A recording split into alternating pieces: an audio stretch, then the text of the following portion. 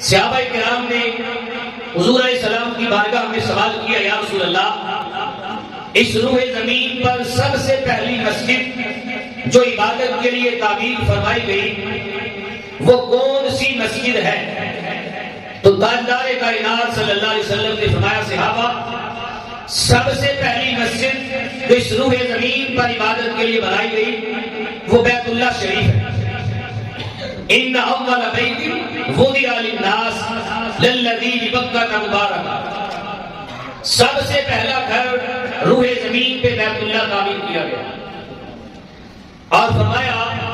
پہلے انبیاء عبادت کرتے تھے تو رب کائنات سے اجازت طلب کرتے تھے، مولا تیری عبادت کہاں کریں؟ رب حکم دیتا تھا کہ فلاں مقام پر فلاں جگہ پہ میری عبادت کرو، تو انبیاء اس مقام پر عبادت گاہ بنا لیتے ہیں، اور عبادت ایک مخصوص جگہ پر ہوتی تھی،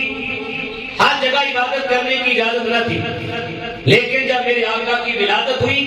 تو رب کائنات نے قدمین مصطفیٰ کی برکت سے ساری روح زمین کو پاک اور صاف فرما دیا، اور فرمایا میرے حبیب اب تیرے نالین اس زمین پہ لگ گئے ہیں، اب ساری روح زمین پہ مسجد بنانے کی اجازت ہے۔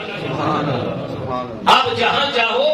تم مسجد تعمیر کرو، جہاں چاہو عبادت کرو، ساری روح زمین مصطفیٰ کی آمد سے پاک ہو گئی۔